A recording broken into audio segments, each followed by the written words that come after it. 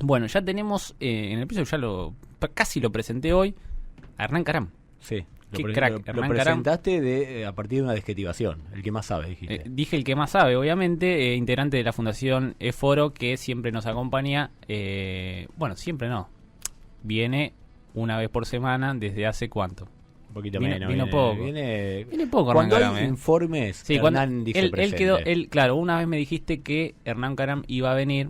Hernán, ¿cómo te va? ¿Cómo va? Buen día. Cada vez que él consideraba que tenía un informe excelente para presentar, No va a venir él se porque pone la sí. vara muy alta. No va a venir porque sí. Claro, exactamente. Solamente con calidad. Claro, bueno, ahí está.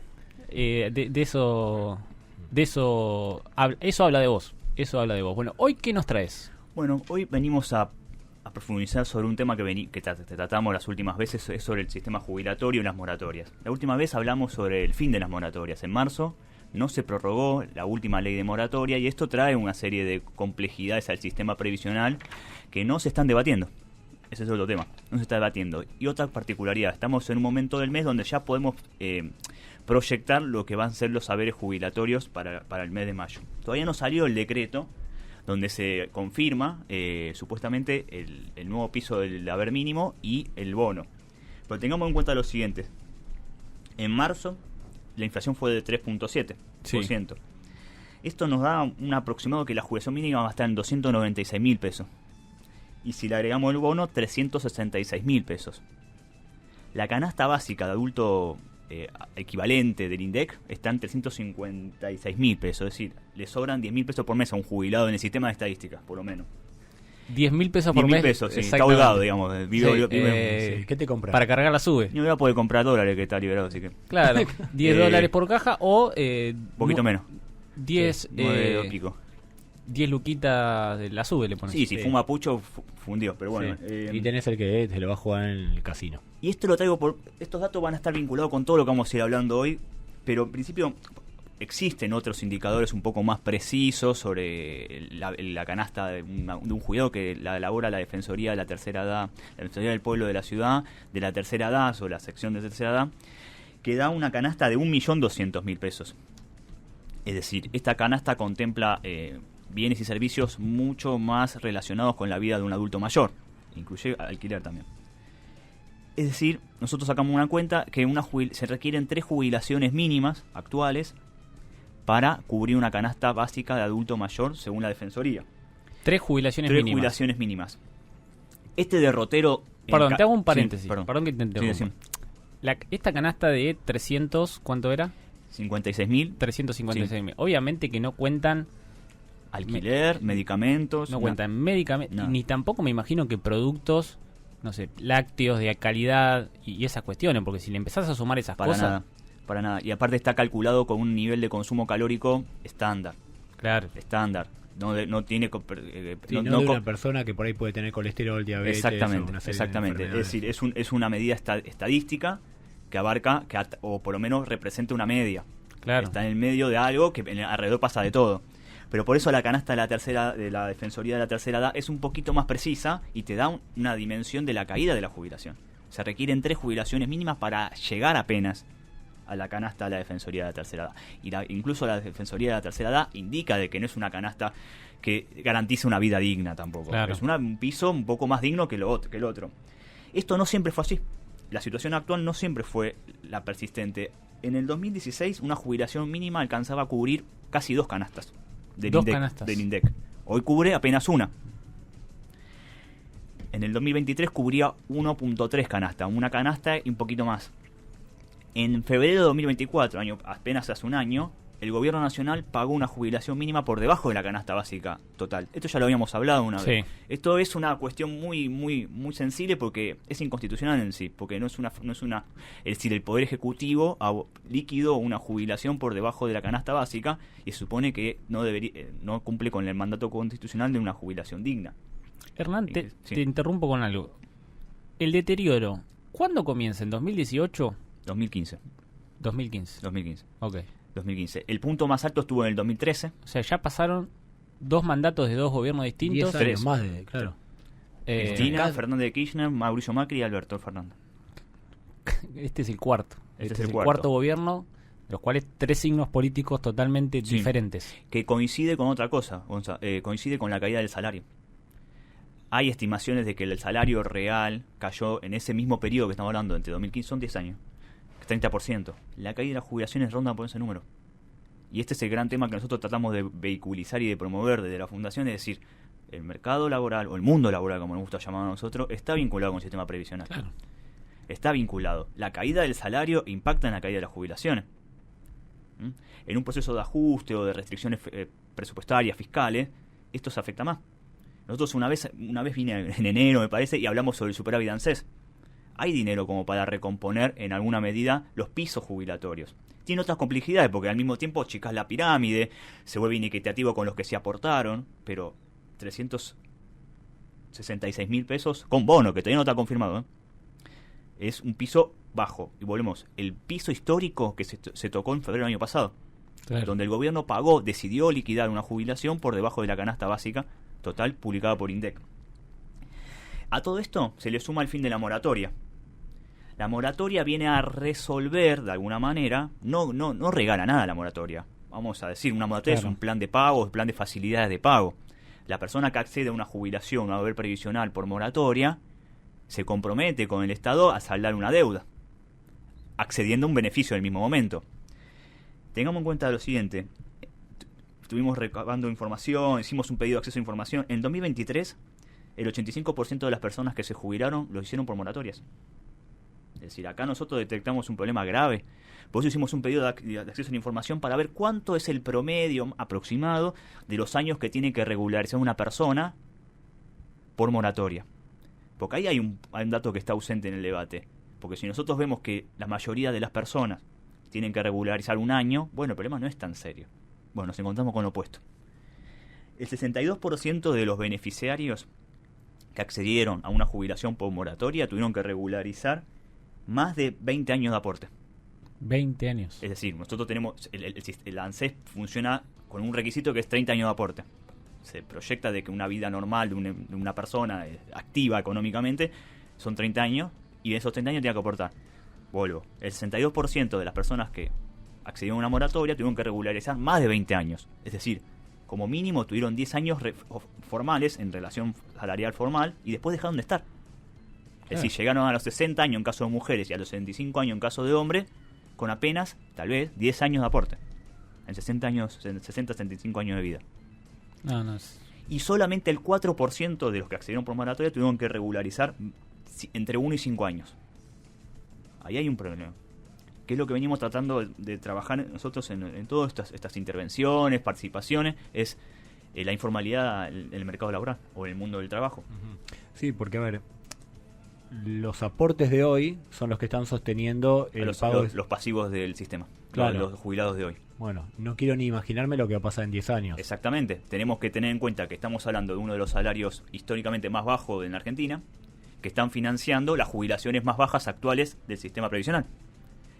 Son sistemas que se vinculan, que están interconectados y que requieren soluciones integrales más que de un decreto de movilidad. Recordemos lo siguiente, hoy el mecanismo de movilidad está establecido por decreto, lo cual tiene límites, implica a la jubilación de hoy aplicar la inflación de 2 meses atrás.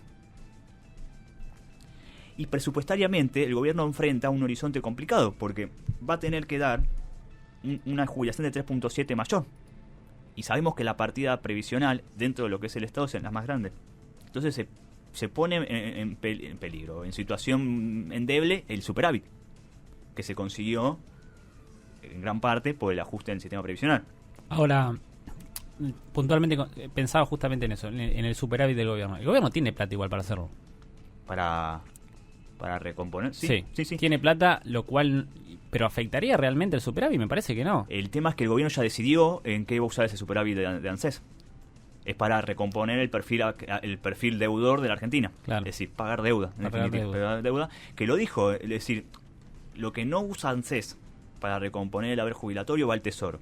Y el Tesoro se da comprometido, emitiendo letras, a pagar. Y el Tesoro está pagando en pesos lo que va recaudando del ahorro en todo el Estado. El mayor ahorro se hizo en jubilaciones y obra pública.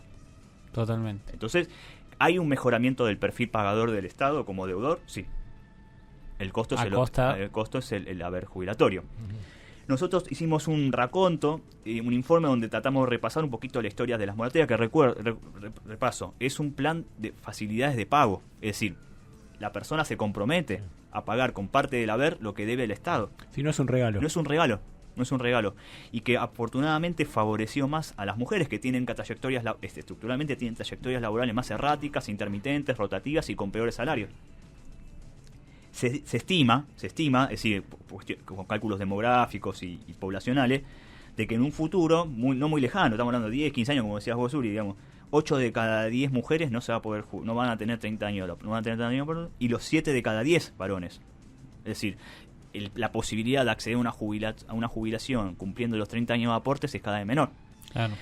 El fin de la moratoria significa implícitamente un cambio en el régimen previsional, es decir, las mujeres que antes accedían con 60 años a una jubilación mínima, pero una jubilación en fin, hoy tienen una sola opción, que es la PUAM. Y la PUAM es el 80% de una jubilación mínima. Acá yo me anoté por las dudas. Es decir, una mujer de 60 años hoy tiene el derecho a acceder a una PUAM, no a una jubilación, y estaría cobrando 237.000 pesos. Sin bono. Sin bono. Son bonos, el 80%. Sí, Y otra cosa, tiene que esperar hasta los 65 años, no da todo menor. 65. Claro, el piso de la PUAM, en términos de edad, es 65, tanto para hombres como para mujeres. Claro, lo que es, sería elevar la edad jubilatoria de hecho. De hecho. O retiro de la actividad económica, retiro de la parte activa de tu vida. Claro. Es decir, porque no estás accediendo a una jubilación, estás accediendo a un haber previsional, es decir, una protección frente a la contingencia de la adultez, como se suele denominar en el tema, pero 80% menos que la jubilación mínima. Tengamos en cuenta lo siguiente, en la Argentina en los últimos 30 años se hicieron 5 leyes de moratoria. 5. La primera fue durante el gobierno de los 90, Menem. Después hubo en el 2005 otra, 2014, 2016 y la última, que no se derogó, la de 2023. Esta persistencia en el mecanismo de moratorias indica para nosotros algo muy obvio, que es que la mitad de los trabajos son informales. Son informales. Y hay una gran cantidad de cuentapropistas, se los suele denominar, o monotributistas, que aportan poco en función de los ingresos. Y fijo. Sumale a esto es paritarias a la baja, sumale caída del salario real. Todo este conjunto de factores determina el deterioro en cuestión del financiamiento del sistema previsional.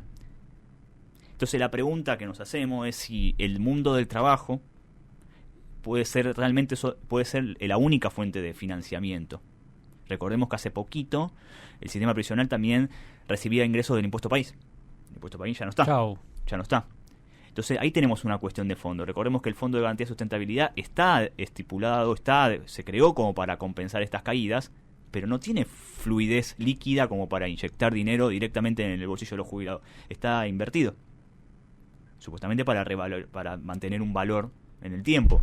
Entonces hay una serie de cuestiones que en este momento muy particular no se están debatiendo y que van a tener que ser debatidas. Nosotros quisimos contribuir con este dato que no está muy debatido, que es la cantidad o la poca cantidad de años de aporte que puede una persona tener en su vida ¿Vos crees activa. que el tema no está en la superficie porque primero hay que resolver las cuestiones macroeconómicas o simplemente porque al gobierno no le interesa?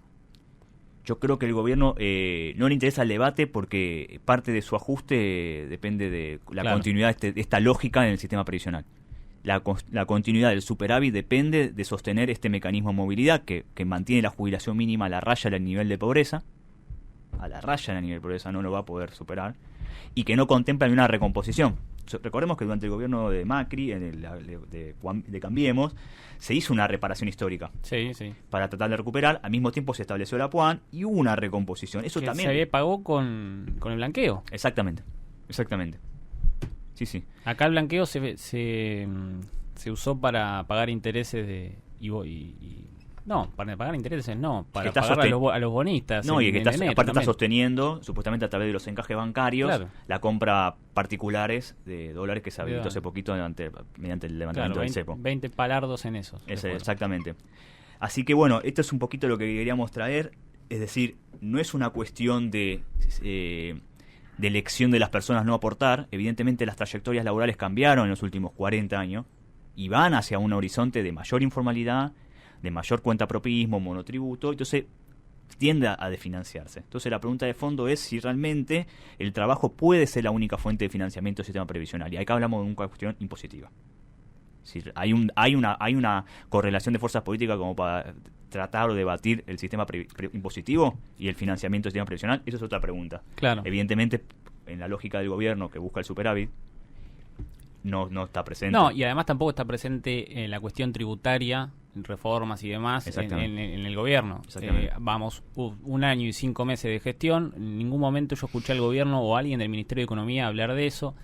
Me imagino que viene por el lado de que primero intentar solucionar algunos otros problemas. Tampoco le veo mucho sentido a dilatar el tema, porque me parece que se pueden ya ir tejiendo acuerdos y demás para llegar al año que viene o a otro próximo año ya con algo bien estructurado, porque esto también va a requerir una reforma. Primero, la reforma previsional es inevitable, sí. ¿O no? Políticamente aparte es con inevitable. el nuevo acuerdo con el fondo lo exigen. Uno de los capítulos es, exactamente, digamos, en términos formales exige un ordenamiento del sistema. Exactamente. No dice qué hacer, pero en el discurso del Fondo Monetario significa, fíjate a quién haces entrar al sistema, de qué manera lo haces entrar. Claro. Y que haya una mayor correspondencia entre aportes y beneficiarios, pero al mismo tiempo eso es una solución excluyente. Total. El tema acá es cómo generar empleos formales. Totalmente. Como empleos formales y recomposición salarial, que eso se transmite directamente a la jubilación. Hubo un proyecto de ley el proyecto de ley que fue vetado en realidad, ¿no? Que contemplaba un mecanismo para garantizar un piso de jubilación por encima de la canasta básica. Tampoco se contempló. Y cuando nosotros vimos una vez, es decir, la última moratoria costó en términos PBI 0,42% del PBI. No fue desestabilizante en términos macroeconómicos, no dio vuelta a la economía argentina y al mismo tiempo garantizó el acceso. Después podemos debatir la calidad del haber, ¿no? El valor real del haber, pero el acceso a un montón de personas. El sistema previsional argentino tiene un punto positivo que es la alta cobertura. Prácticamente el 90% de los adultos mayores tienen un acceso. Sí. Y recuerdo que la ley que se aprobó en el Congreso y después el gobierno la vetó y logró sostener el veto, sí. Tampoco creo que era 1, y pico del producto, ¿no? Exactamente. No me acuerdo si era 1,14. Sí, no pasaba de 2. No pasaba de 2 sí. Y en ese momento el gobierno estaba bastante holgado como para afrontarlo. Sí. Sí recuerdo que creo que el proyecto tenía 13 artículos y demás que, cargaba al gobierno también con los juicios y demás, cosas que obviamente era bastante irrisorio tirárselo a este gobierno el primer año de gestión. Exactamente. Lo que sí se le puede imputar a este gobierno es el desfasaje de los 2 primeros meses de su mandato. Exactamente. Que son casi 20 puntos de inflación con jubilaciones congeladas, pisadas. Claro, que era uno de los puntos que ellos estaban de acuerdo en reparar, pero no de manera retroactiva. Exactamente. Ese fue uno de los nudos críticos que no se pudieron solventar o resolver en el debate. Pero tengamos en cuenta, históricamente, cada modificación del mecanismo de movilidad se llevó puesto un trimestre. Sí. Es que el problema siempre es el salto, ese saltito y dónde ponen el corte. Exacto.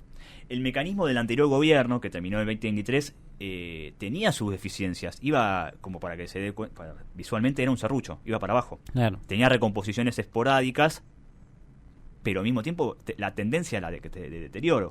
Volvemos, desde 2015 el deterioro no paró. ¿Se aceleró o bajó la intensidad? Pero no se aceleró. De la misma manera que dijimos que el gobierno de Cambiemos implementó la recuperación, cuando quiso establecer la reforma previsional, no pudo. Es decir, pareciera que la política encuentra un límite en ciertos temas, uno es el sistema previsional. Lo que no encuentra es un debate de fondo sobre el mercado del trabajo, el mundo del trabajo. Sobre la posibilidad o no que tiene la matriz productiva argentina de expandir los empleos formales. Hernán, muchísimas gracias por acompañarnos, siempre clarísimo. ¿Viste? No, lo presenté bien hoy. De la mejor manera posible y como él se merece. Gracias. Este sabe de verdad. La voz autorizada. Mejor que en mi casa. Exactamente. Hernán Caram pasó por Velocidad Argentina.